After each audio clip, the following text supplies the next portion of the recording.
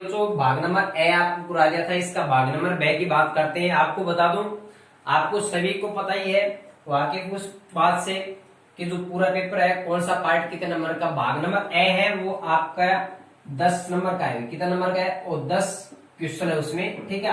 भाग नंबर बे है वो आपका 10 नंबर का है, जबकि प्रश्नों की संख्या कितनी उसमें 5, यानी प्रत्येक प्रश्न 2-2 नंबर का है। कितने नंबर का है? 2-2 नंबर का। और जबकि भाग नंबर एक ए है वो 1-1 नंबर का आता है। भाग नंबर जो से आता है वो आपका 30 अंकों का। कितने अंकों का है? 30 अंकों का है। इसमें 10 प्रश्न आते हैं 3-3 नंबर के। कितने के आते हैं? 3-3 नंबर के आते हैं 10 प्रश्न, ठीक है। टोटल आपके 30 प्रश्न आते हैं। अब बात करते हैं भाग द की।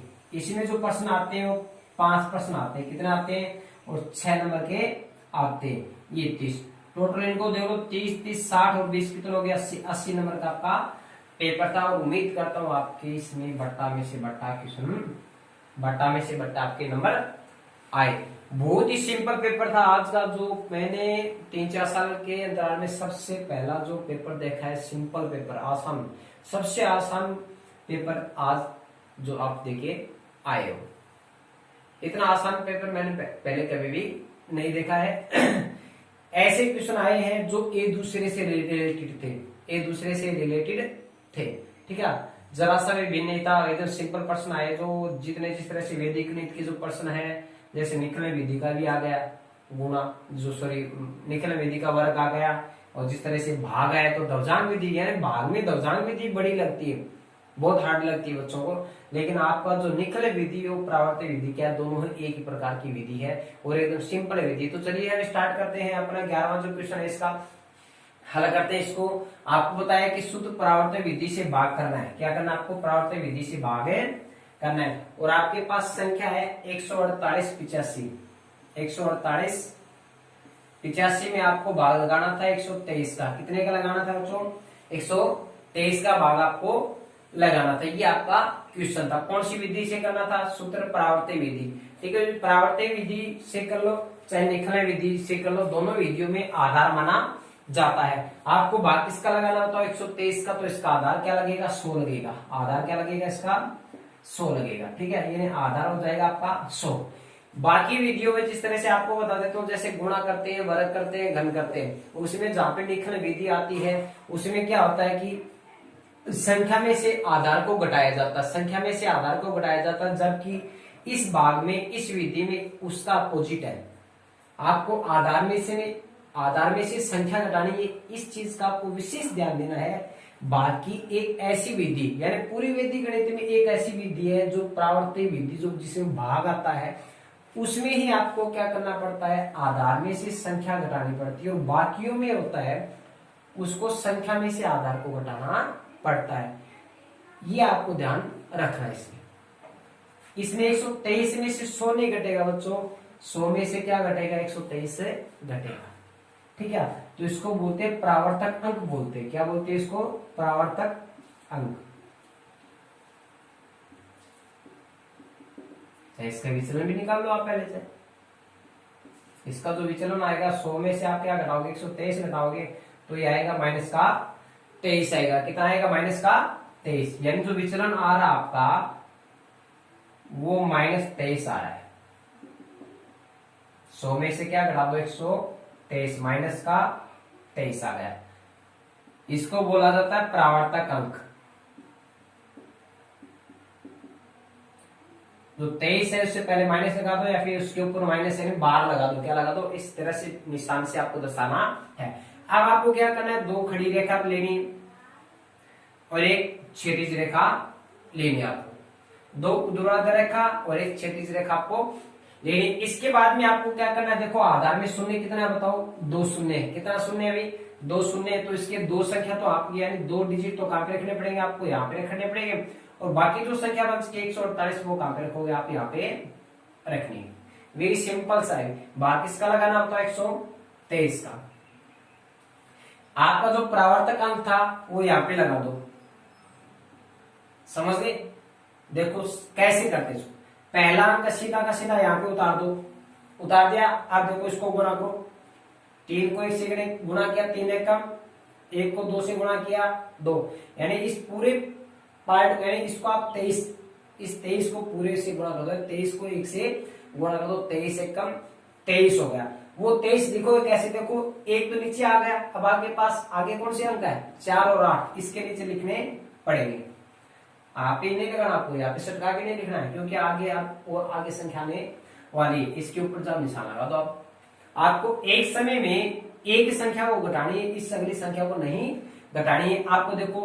देखो निकले विधि में क्या होता है, प्लस में आता है, किस में आता है बताओ, प्लस में आता है। जो प्लस में आता है उसमें तो जुड़ता है, जबकि इसमें क्या होता है घटता है, क्या होता है घटता है। तो 4 में से 2 घटाओ तो कितना बचेगा 2 बचेगा, कितना बचेगा 2। अब आपको 8 में से 3 नहीं घटाना है, ठीक है, आपको एक समय में एक संख्या घटानी है, ये अगली टर्म्स में आएगा। अब आपको क्या करना है, 23 को 2 से गुणा करो, जिस तरह से 23 को 1 से गुणा किया वैसे 23 को 2 से गुणा कर दो, 23 दूनी 46 हो गई, कितना 23 दूनी 46।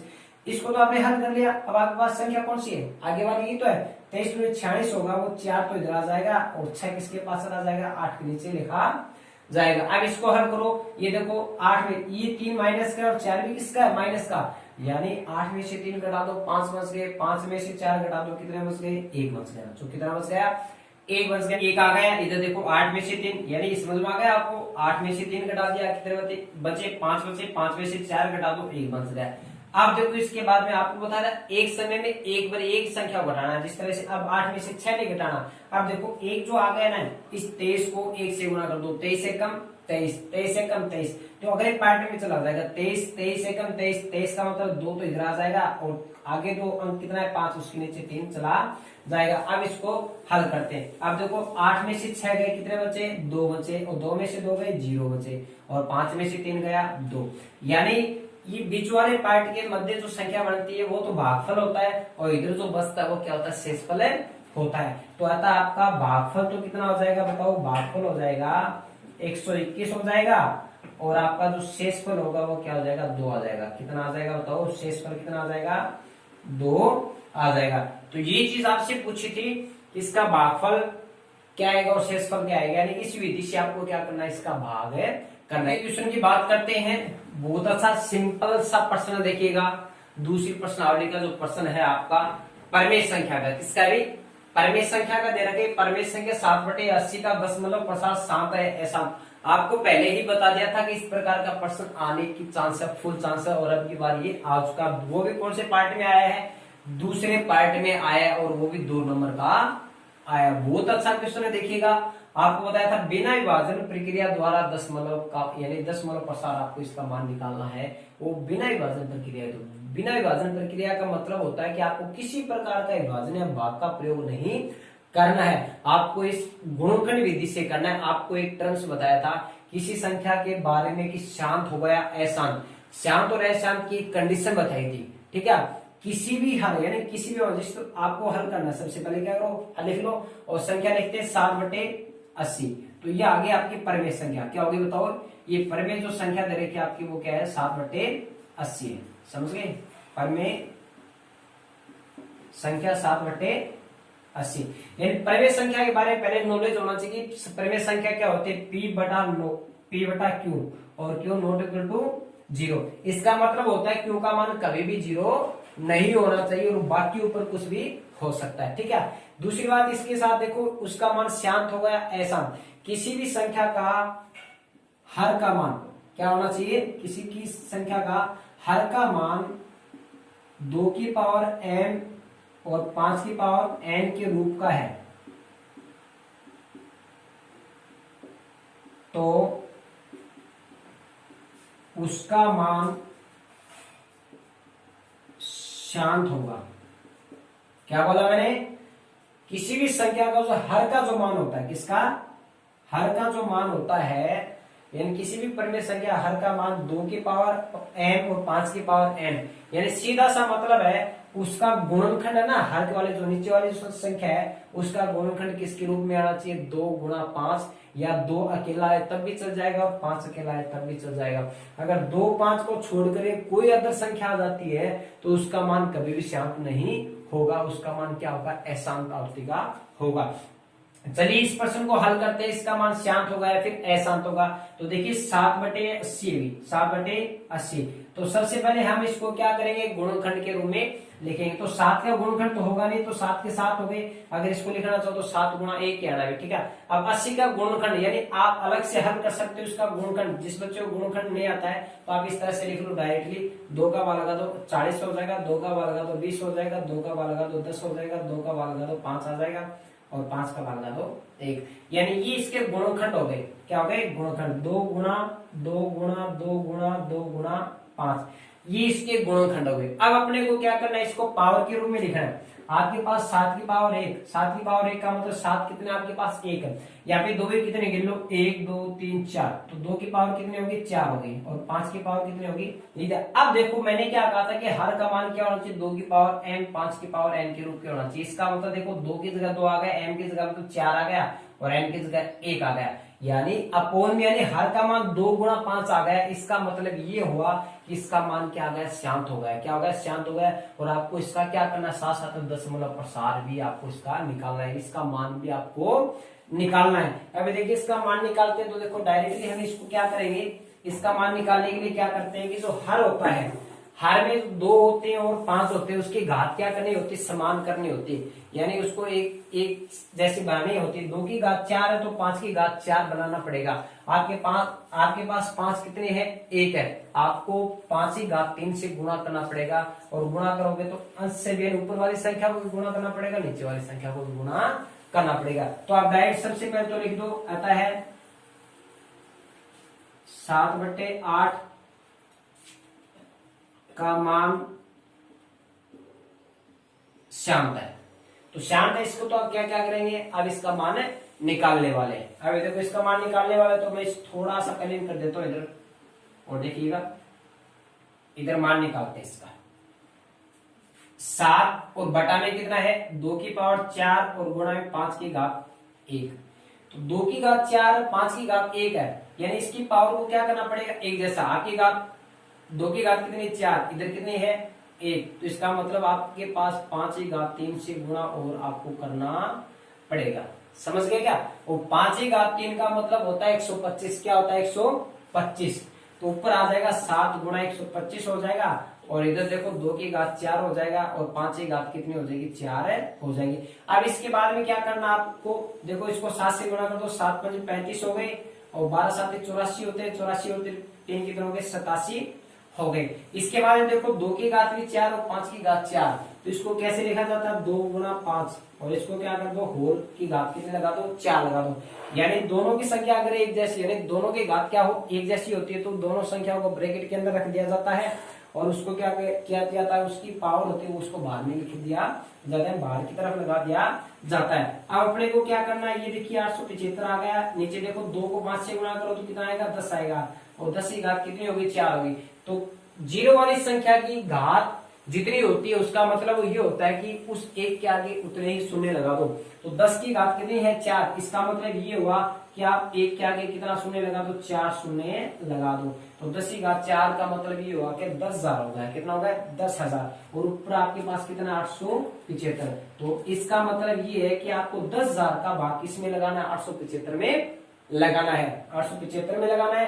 तो आप देखो सीधा सा तरीका है, ऊपर वाली संख्या यथावत रख दो, वैसी की वैसी रख दो, और नीचे जितने शून्य वो शून्य गिन लो। कितने शून्य आपके पास, 4 शून्य है। कितने शून्य भी, 4 शून्य। तो 4 अंकों के बाद में आप क्या लगा दो, दशमलव लगा दो, 1 2 3, आपके पास 3 ही अंक है, तो एक क्या लगा दो, यहाँ पे 0 लगा दो, उसके बाद क्या लगा दो, दशमलव। तो इसका दशमलव जो प्रसार होगा ये होगा 0.0875 होगा। ये इसका सही आंसर होगा बच्चों।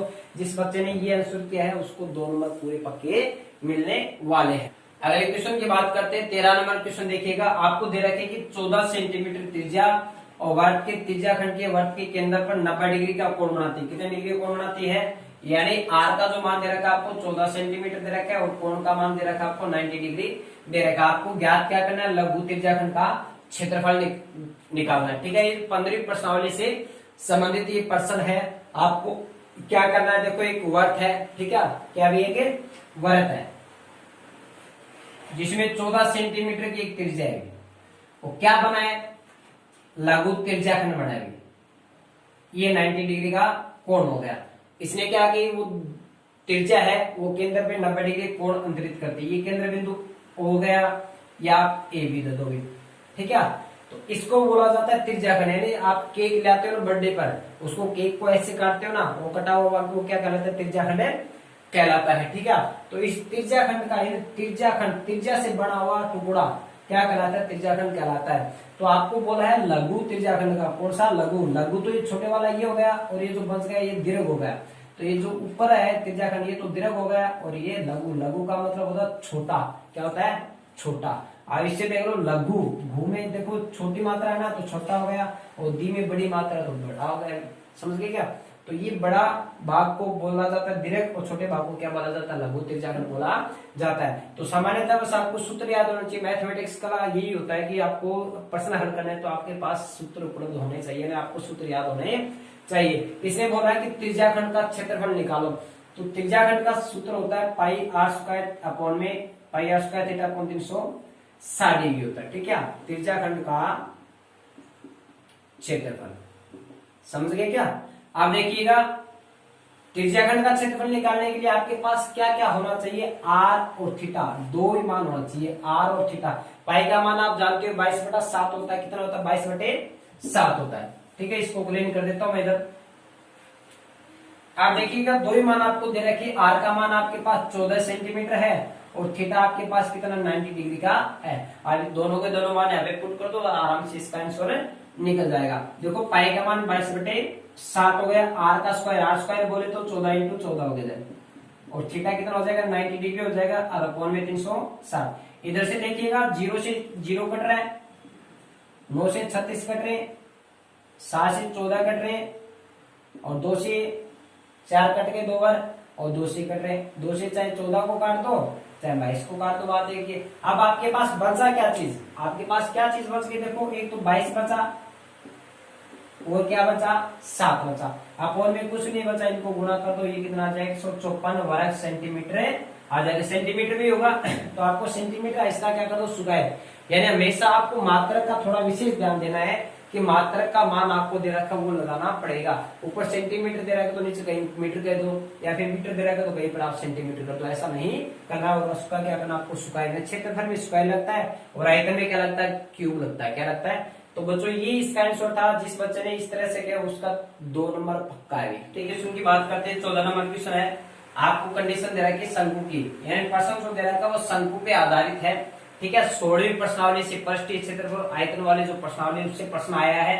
तो शंकु क्या करती है, ऐसी होती है, आप जानती हो, जोकरी जो टोपी होती है वो, ठीक है, जो आइसक्रीम खाते हो ना आप, ये शंकु का नाम आते ही आपको तीनों की तीनों चीज, जिस तरह से आपको जो क्षेत्रफल दे रखा है, संपूर्ण पृष्ठीय क्षेत्रफल दे रखा है और उसका आयतन, वो तीनों के तीनों सूत्र आपको याद हो जाने चाहिए। ठीक है, तो इसने बोला है कि शंकु के आधार का जो व्यास है वो 14 मीटर है, यानी आपको व्यास कितना दे रखा है, 14 मीटर दे रखा है। तो इसकी त्रिज्या जो होगी वो आधी हो जाएगी, इसका जो व्यास है वो कितना हो जाएगा, 14 मीटर हो जाएगा। ठीक है, तो डायरेक्टली आप यहाँ पे लिख दो, शंकु का व्यास 14 मीटर। अपने को तो त्रिज्या चाहिए, आर का मान क्या हो जाएगा, व्यास का आधा कर दो, 7 मीटर हो गया। और तिर्यक ऊंचाई, एक तो होती है स्पेशल ऊंचाई, ऊंचाई शंकु की ऊंचाई तो ये है, और लेकिन इसको बोला जाता है तिर्यक। तिर्यक का मतलब तिरछी ऊंचाई, तिरछी नहीं, तो इसको बोला जाता है तिरछी ऊंचाई, तिर्यक ऊंचाई, जिसको किससे डिनोट किया जाता है, एल से, और जबकि ऊंचाई को एच से डिनोट किया जाता है। समझे मेरी बात को। इसकी तो तिर्यक ऊंचाई है वो दे रखी आपको, एल का मान दे रखा आपको कितना, 25 मीटर है। कितना होगा वो, 25 मीटर। आपने को निकालना है शंकु का संपूर्ण पृष्ठीय क्षेत्रफल। आपने को बता देता हूं आपको तीनों के तीनों सूत्र। शंकु का पृष्ठीय क्षेत्रफल आए तब तो सूत्र होता है पाई आर एल, और संपूर्ण पृष्ठीय क्षेत्रफल आए तो होता है pi R L plus H, L plus R. समझ गए बच्चों। तो संपूर्ण पृष्ठीय क्षेत्रफल की बात करें ये होता है pi R L plus are होता है, और आयतन की बात करें 1/3 पाई आर स्क्वायर एच। मेरी बात को समझ गए क्या। यानी इसमें जो हाइट होती है, मेन हाइट, शंकु की जो हाइट होती है वो स्पेशली बस आयतन में काम आती है। बाकी पृष्ठीय क्षेत्रफल और संपूर्ण पृष्ठीय क्षेत्रफल में किसकी लंबाई काम आती है? तीरी की लंबाई काम में आती है आगे बच्चों, ठीक है। तो चलिए अब इसको हल करते हैं। अब देखो संपूर्ण पृष्ठीय क्षेत्रफल पूछा आपको, क्या पूछा है? संपूर्ण पृष्ठीय क्षेत्रफल का सूत्र आपके पास पाई आर एल प्लस आर हो गया। तो सूत्र लगा दो, शंकु का संपूर्ण पृष्ठीय क्षेत्रफल, ठीक है।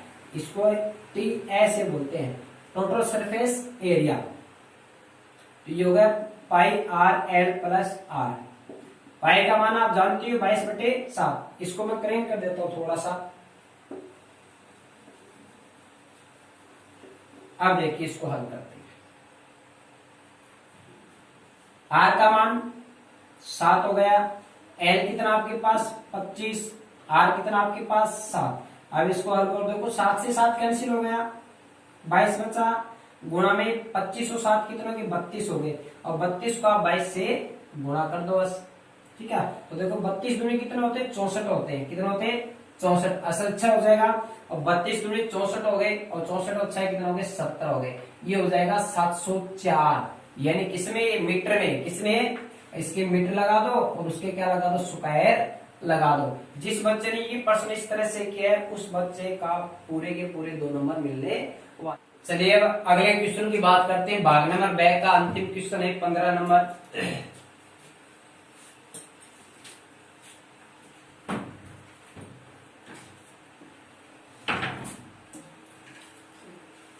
चलिए अगले क्वेश्चन की बात करते हैं। अंतिम क्वेश्चन है भाग नंबर बैक का। आपको देखिए सीसीटीवी कैमरा का जो प्रश्न है, आपको पता है सीसीटीवी कैमरा वाले प्रश्न में आपको एक कोण ये त्रिभुज बनाना है। ये त्रिभुज तो बनना ही है भाई, बनेगा ये तो समकोण त्रिभुज बनेगा, और यहाँ पे एक सीसीटीवी कैमरा लगा हुआ है जो यातायात को देखे सकता है। इसने बोला कि सीधी 8 मीटर ऊंचे खंभे, यानी ये खंभे की हाइट होगी 8 मीटर। कितनी होगी? 8 मीटर होगा। इसके बाद में ये बोला कि 8 मीटर ऊंचे खंभे पर सीसीटीवी कैमरा लगा हुआ है, और इस तरह से लगा हुआ कि ताकि 10 मीटर दूर दृष्टि रेखा, दृष्टि रेखा क्या होती है? दृष्टि रेखा किसकी?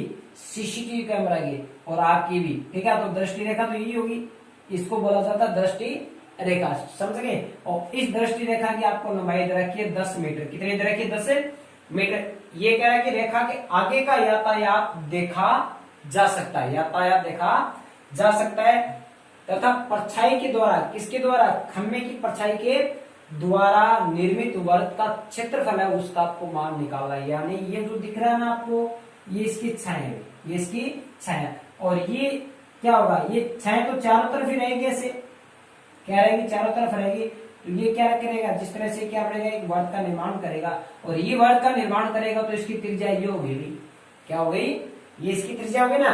तो इसका मतलब इसका मान आपको निकालना पड़ेगा सबसे पहले पीजीटी से, पाइथागोरस प्रमेय से। तो ये हो गया आपका कर्ण हो गया, इसको आप ए बी सी मान लोगे, समझ गए क्या? तो आप इसको हल करते हैं, और हल करने के बाद में क्या चीज कहां पे दे रखी वो आपने को लिखना है, ठीक है। ये लिख लो ए सी बराबर 10, यानी ये दृष्टि रेखा है, क्या बताओ? दृष्टि रेखा ए सी बराबर 10 मीटर, समझ गए। अब खंभे की हाइट दे रखी, किसकी हाइट दे रखी? खंभे की ऊंचाई दे रखी है आपको 8 मीटर। ये एच हो गया, और इसका जो बीसी है ये आधार है। तो इसमें आपको क्या करना है? पीजीटी लगाना है, यानी त्रिभुज ए बी सी में, त्रिभुज ए बी सी में पीजीटी से, पाइथागोरस से प्रमेय से। पाइथागोरस प्रमेय क्या कहती है? कर्ण का स्क्वायर बराबर में आधार का स्क्वायर प्लस में लंब का स्क्वायर। तो कर्ण का स्क्वायर एसी स्क्वायर हो गया, इधर बीसी स्क्वायर कर दो, और ए बी का स्क्वायर, जिसका मान आपको दे रखा वो निकाल लगा दो। एसी का मान आपके पास 10 है, 10 का स्क्वायर कर दो। बीसी का मान आपको निकालना है। यहाँ पे बीसी क्या है? ये वर्त की त्रिज्या का कार्य करेगी, वर्त की त्रिज्या का कार्य करेगी। तो ए बी का मान आपके पास 8 है, 8 का स्क्वायर 10 का स्क्वायर आप जानते हो 100 हो जाएगा, 8 का स्क्वायर 64 हो जाएगा। अपने को तो बीसी का मान निकालना है, 64 प्लस का इधर आएगा तो किसमें आएगा? माइनस में आएगा। तो 100 में से 64 घटा दो आप, कितना बचेगा? 36। कितना बचेगा? 36। अपने को बीसी का मान निकालना, दोनों तरफ क्या निकालो? इसका वर्गमूल निकालो। और 36 का वर्गमूल होता है वो 6 होता है। कितना होता है बच्चों? 6 होता है। तो BC बराबर हो जाएगा 6 मीटर। और जो BC है वो वर्त की त्रिज्या है, यानी कि होगी R का मान होगा आपको 6 मीटर। क्योंकि तो आपको किसका क्षेत्रफल निकालना बताओ? वर्त का क्षेत्रफल निकालना है। और वर्त का जो क्षेत्रफल होता है वो होता है पाई R स्क्वायर, मतलब आपको R की आवश्यकता पड़ेगी। ठीक है, अतः वर्त का क्षेत्रफल पाई R स्क्वायर। पाई का मान जानते हो 22/7 होता है। R बोले तो यहाँ पे 6 हो गया, 6 का स्क्वायर कर दो। और 6 का स्क्वायर है 6 × 6 हो गई 36 हो गई। कितना हो गए? 36 हो गया। और इसको 22 से यहाँ पे गुणा कर दो। समझे मेरी बात को? और 22 को 36 से गुणा, 36 दूनी 72 हो गए, असल 7 हो गए, 36 दूनी 72 हो गए, 72 और 7 कितना हो गए? 79 हो गए। समझ गए क्या? और अपॉन में कितना हो गया? 7। 7 का भाग लगा दो, 7 एकम 7, 0 बचेगा, 9 उतार लो, 9 में 7 का भाग लगाओ, 7 एकम 7, 2 बचा, फिर 2 उतार लो, 22 हो गए, 22 में 7 का भाग लगाओ, 7 के 21। आप जानते हो कि अरे फिर 22 में देखो 7 का भाग लगाते हो तो 3.14 आता ना, तो आपके पास देखो 9 के बाद 22/7 की कंडीशन बन गई ना, तो ये मान 3.14 आने वाला है। ठीक है, तो 113.14 मीटर में ना माने, किसमें? मीटर में।